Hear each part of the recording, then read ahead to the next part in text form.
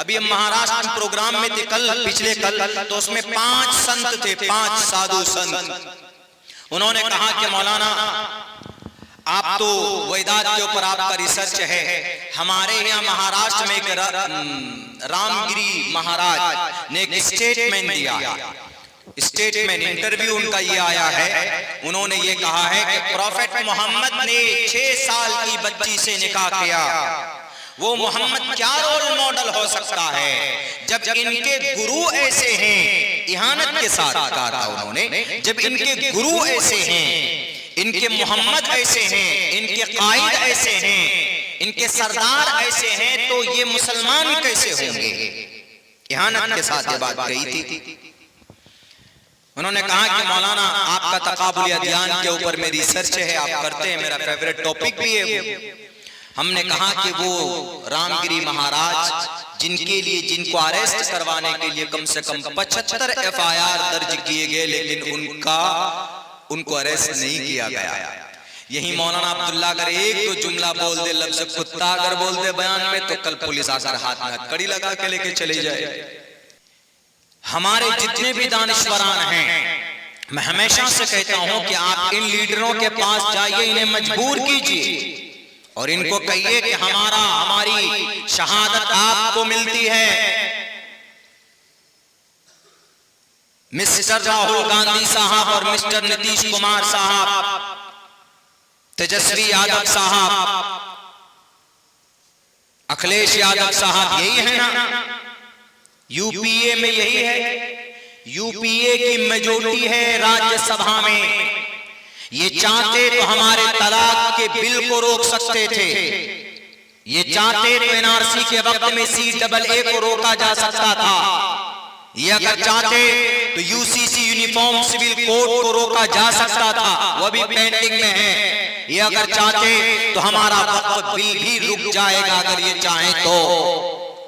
लेकिन सब एक ही थैली के चट्टे बट्टे हैं, सबके सब। मेरी बात बुरी जरूर लग रही होगी, लेकिन मबनी बरहक है, आप 100 मरतबा रिसर्च करके देख लीजिए। ये बिल अगर कोई रोक सकता है तो ये लोग रोक सकते हैं। हमें इन्हें पकड़ने की जरूरत है। नहीं भी रोकेंगे ये लोग तो कोई बात नहीं, छोड़ते हैं हम अल्लाह की जात पर। हमसे जहां तक हो सकता है हम कोशिश करेंगे, मेहनत करेंगे। हमारे अकाबरीन कर रहे हैं, हमारी बड़ी तंजीमें कर रही है, लेकिन थोड़ी सी कमी हमारे लोगों के अंदर भी है। हम अभी मुत्तहिद होने के बजाय मुंतशिर हो जाते हैं। कोई कुर्सी के लिए लड़ रहा है, कोई ओहदे के लिए लड़ रहा है। लड़ोगे तो दफन हो जाओ। मुत्तहिद होना बहुत जरूरी। मुत्तहिद रहेंगे तो अल्लाह की मदद आएगी। इत्तिहाद की यदुल्लाहि अलल जमा, अल्लाह तबारक व तआला की मदद जमात पर होती है, बिखरे हुए लोगों पर नहीं होती। पूरी दुनिया के मुसलमानों को मुखातब करता। अगर पूरी दुनिया के मुसलमान ईमान वाले एक प्लेटफॉर्म पर होते तो एक जालिम पिद्दी इसराइल की हिम्मत नहीं होती कि वो 50,000 लोगों को शहीद कर दिया। कितने दिन हो गए पता है? 1 साल कम से कम 10 दिन हो चुके हमला करते करते। आज तक वहां पर उनका RDX का बम नहीं रुका। गजा पट्टी को तबाह बर्बाद कर दिया गया। 2 करोड़ आबादी, 2 अरब आबादी है जनाब मुस्लिम कौम की, लेकिन यह कौम मुत्तहिद नहीं। कोई सदर बनने के लिए लड़ रहा है, कोई सेक्रेटरी बनने के लिए लड़ रहा है, कोई किसी तंजीम का जनरल सेक्रेटरी बनने के लिए लड़ रहा है, कोई मुखिया बनने के लिए लड़ रहा है, कोई बहरकैफ हर किसी की अपनी अपनी एक अलग लालच है, एक दुनिया है। अल्लाह की मदद कहां से आए? प्रोग्राम में थे पिछले कल, तो उसमें 5 संत थे, 5 साधु संत। उन्होंने कहा कि मौलाना आप तो वेदांत के ऊपर आपका रिसर्च है, हमारे यहाँ महाराष्ट्र में एक रामगिरी महाराज ने एक स्टेटमेंट दिया। स्टेटमेंट इंटरव्यू उनका ये आया है, उन्होंने ये कहा है कि प्रॉफेट मोहम्मद ने 6 साल की बच्ची से निकाह किया। वो मोहम्मद क्या रोल मॉडल हो सकता है जब इनके गुरु ऐसे हैं। इहानत के साथ कहा था उन्होंने, जब इनके गुरु ऐसे हैं, इनके मोहम्मद ऐसे हैं, इनके कायद ऐसे हैं, इनके सरदार ऐसे हैं, तो ये मुसलमान कैसे होंगे।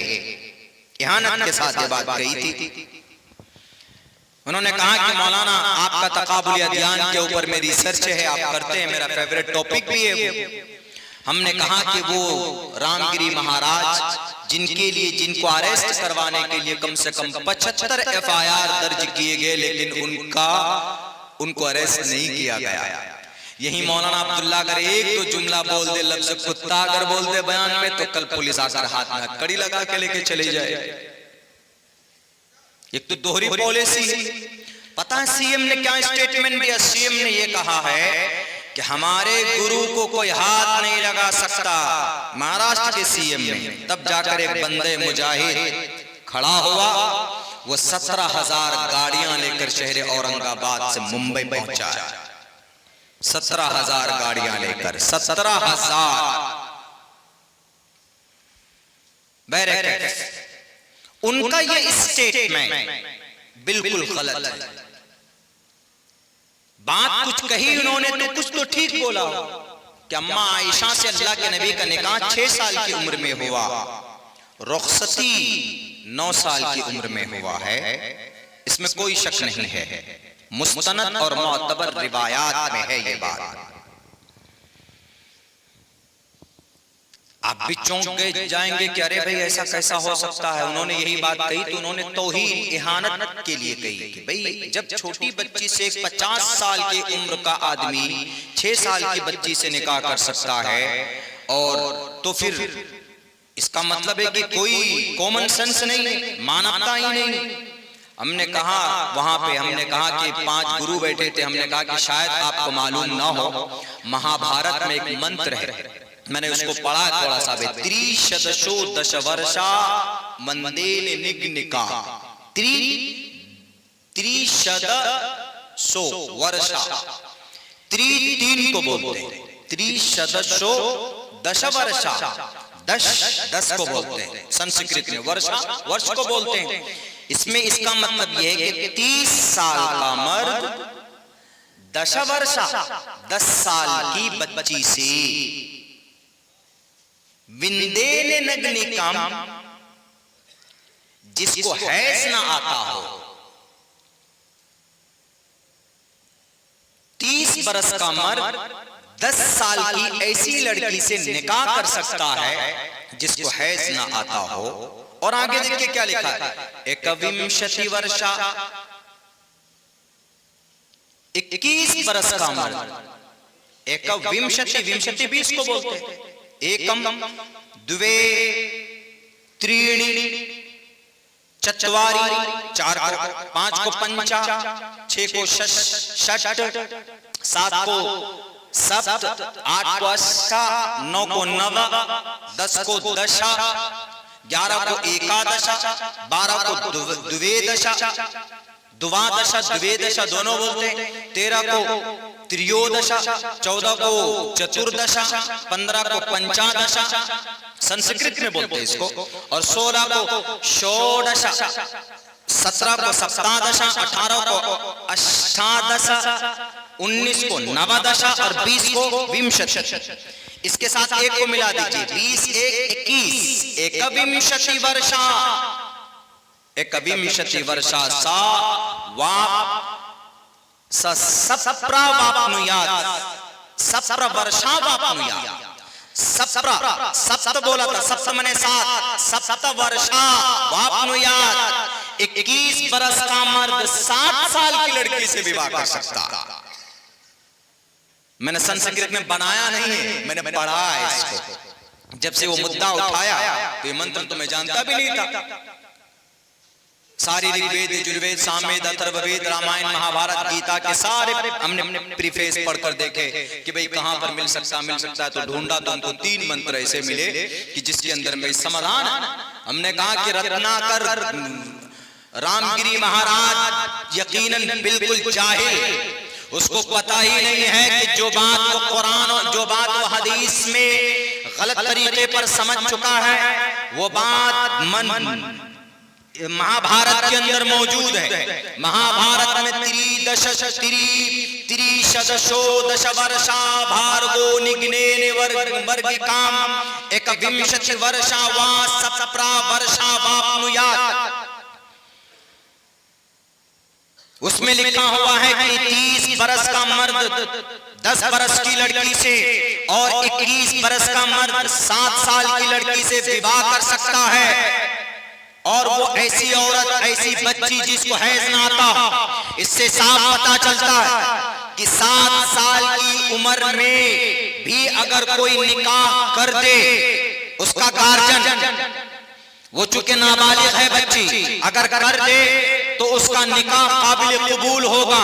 ये महाभारत कहता है, हमारी शरीयत तो कहती है, लेकिन ये महाभारत साफ लफ्जों में यूं भी कहता है, अगर 30 बरस का कोई मर्द है, 30 बरस का मर्द, अगर वो कोई 10 बरस की बच्ची के साथ, लड़की के साथ निकाह करना चाहे तो कर सकता है। इस्लाम में तो इतनी भी इजाजत नहीं। इस्लाम में तो बालिग होने के बाद आप उसको बीवी बना सकते हैं। बालिग होने से पहले आपका निकाह हो सकता है। बालिग होने से पहले 1 साल, 2 साल, 3 साल, 4 साल, 5, 6, 7, 8, 9, 10, 11, 12 साल में लड़कियां बालिग होती। लेकिन इससे पहले अगर निकाह कराना है तो इस्लामिक शरीयत में यह प्रावधान है कि उसका गार्जियन निकाह करा सकता है। अल्लाह के नबी ने अम्मा आयशा से डायरेक्ट निकाह नहीं किया था, बल्कि अल्लाह के नबी अलैहिस्सलाम ने पैगाम निकाह, बल्कि अल्लाह के नबी को आसमान से बताया गया था। अल्लाह के नबी मोहम्मद रसूलुल्लाह का निकाह अम्मा आयशा से होने वाला।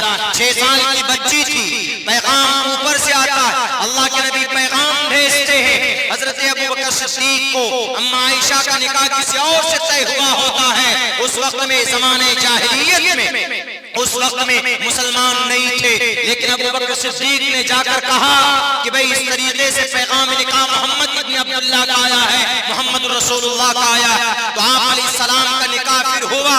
हजरत अबू बकर सिद्दीक ने निकाह पढ़ाया। अल्लाह के नबी अलैहिस्सलाम का निकाह होने के बाद 6 साल की उम्र में निकाह होता है, छोड़ दिया गया। अम्मा आयशा को छोड़ जब 9 साल की उम्र हुई, जब हिजरत करके मदीना पहुंचे हैं, तो मोहम्मद रसूलुल्लाह नहीं गए थे, बल्कि अबू बकर सिद्दीक आए। अल्लाह के नबी से कहा कि मोहम्मद, आपकी अपनी बीवी को क्यों नहीं लाते, आप आयशा को क्यों नहीं लाते? अल्लाह के नबी ने कहा कि मेरे पास महर के पैसे नहीं। 400 दिरहम महर तय किए गए। अबू बकर सिद्दीक उस वक्त एक्सपोर्ट इंपोर्ट का काम करते थे। अबू बकर सिद्दीक के पास दौलत थी, भले ही बहुत कुछ कुर्बान भी कर चुके थे, लेकिन उस वक्त भी उनके पास दौलत थी। अबू बकर सिद्दीक ने कहा, अच्छा आपके पास अगर नहीं है महर तो ये लीजिए 500 दिरहम आपने अल्लाह के नबी अलैहिस्सलाम को दिया और कहा कि अपनी बीवी को लेकर आए। अल्लाह के नबी अलैहिस्सलाम ने उन पैसों को लिया, 400 दिरहम से अपने महर अदा की और अम्मा आयशा को लेकर गए। उस वक्त अम्मा आयशा जब अल्लाह के नबी के पास आई, आपसे मुलाकात हुई, तो उस वक्त रत्ना रामगिरी महाराज साहब 9 साल की उम्र थी।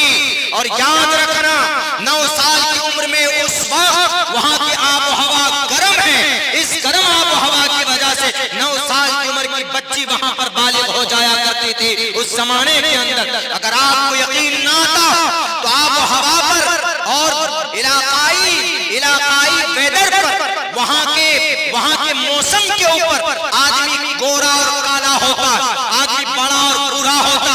आप चले जाइए भारत के अंदर, साउथ के एरिया में, कर्नाटका जाएं, आंध्र प्रदेश जाएं, केरला जाएं, आपको 5% लोग गोरा मिलेगा, बाकी सबसे सब काले मिलेंगे। क्यों? क्योंकि वहां का आबो हवा ही ऐसा है, वहां की फिजा ऐसी है, वहां की जोग्राफियाई हालात ऐसी हैं। तो अरब के अंदर वहां पर 9 साल की उम्र में बच्चियां जवान दिखने लगती थी, बड़ी हो जाती थी। तब अल्लाह के नबी अलैहिस्सलाम अपनी बीवी बनाकर लेकर आए 9 साल की उम्र में।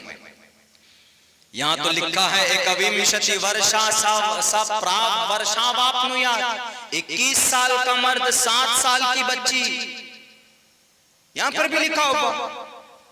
एतराज हो तो उस महाभारत को उठा करके जला दीजिए। या नहीं है तो आप पढ़िए उसको। जाहिल आदमी इससे पहले की जिंदगी भी तो देख लो। अम्मा आयशा से पहले अल्लाह के नबी की कितनी शादी हुई थी। नौजवानों सिर्फ सलमान खान, शाहरुख खान की इन हीरो हीरोइन के नाम याद रखने से बेड़ा पार नहीं होगा। जनाबे मोहम्मद रसूलुल्लाह से कल्बी मोहब्बत नहीं होगी, उनकी सुन्नत से मोहब्बत नहीं होगी, कुरान से मोहब्बत नहीं होगी तो अल्लाह की मदद नहीं आ सकती। आज भी अगर आप मेरी इस बात की सदाकत चाहते हैं दुनियावी एतबार पर तो चले जाइए गजा पट्टी के अंदर, सरजमीन अंबिया फलस्तीन का एक इलाका है गजा पट्टी, जहां पर 50,000 मर्द औरत को मार दिया गया। लेकिन पिछले 1 साल के अंदर इसराइल ने हर मुमकिन कोशिश की है कि हम गजा पट्टी पर कब्जा कर लेंगे।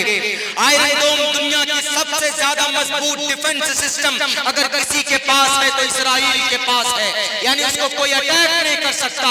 अगर कोई ज्यादा से ज्यादा 80 दूना यानी 160 मिसाइल अगर कोई मारेगा तभी वहां पर अटैक हो सकता है, और इतनी ताकत किसी के पास है नहीं कि उन पर कोई हमला कर सके। क्यों? क्योंकि उनके पास आयरन डोम है। आयरन डोम का मतलब अगर कोई ताकत इसराइल पर हमला करे, मिसाइल दागे या बम दागे या कोई रॉकेट दागे, तो उन आयरन डोम के अंदर इतनी ताकत होती है कि उनको फौरन ट्रैक कर वहीं पर उनको हवा में नष्ट किया जा सकता। ये इतनी ताकत है आयरन डोम के पास। इन साली यहूदियों ने इन्होंने पानी की तरह आरडीएक्स को बहाया, गिराया बम की शक्ल में। 50,000 तो रिकॉर्डेड है, लेकिन मैं जहां तक समझता हूं 1 लाख से कहीं ज्यादा लोग शहीद किए गए। उनमें से 20 से 25,000 तो मासूम बच्चे जो भूख की वजह से आज मर रहे हैं। उनके एक तरफ समंदर का इलाका है और 3 हिस्से पर इसराइल का कब्जा है, और एक तरफ सिर्फ मुल्क मिस्र है। मिस्र एक बॉर्डर है, उसने भी बॉर्डर को बंद कर दिया है, उनकी कोई मदद नहीं हो रही। लेकिन क्या गजा पट्टी खत्म हो गया? गजा पट्टी में लड़ने वाले 5,000 हैं। वो 5,000 उनकी बात मैं असल बताना चाहता हूं। एक तरफ इसराइल की पूरी यंत्र तंत्र ताकत, पूरी इनकी परमाणु, पूरी इनकी वो आयरन डोम और इनकी एक से एक ट्रेंड फौजी और इनके आर्मी, उसके बावजूद भी गजा पट्टी आज वहां के लोग हारे नहीं है, गजा पट्टी के लोग झुके नहीं है। उनमें से पता है इसराइल के इन जालिम ताकत का मुकाबला करने वाले वो नौजवान कौन है? वो हमास के 5,000 नौजवान हैं, और उन 5,000 नौजवानों में 3,000 नौजवान हाफिज कुरान है, जिनके सीने में कुरान है। ये इस कुरान की ताकत है कि गजा पट्टी पर इसराइल काबिज नहीं हो पाया, वरना 1 साल में तो एक इलाके को तबाह बर्बाद कर दिया जाए, मिटा दिया जाए, लेकिन नहीं कर पाया। क्यों? क्योंकि उनके अंदर पता है क्या बोलते हैं वो लोग? सारे बच्चे उन्होंने किसी माँ की तो सारे बच्चे शहीद हो गए, आखिर में यही बोलते हैं हस्बुनल्लाहु व निअमल वकील। ये जुमला किनका था? सहाबा बोला करते थे कि नहीं बोला करते थे? कुरान करीम के अल्फाज।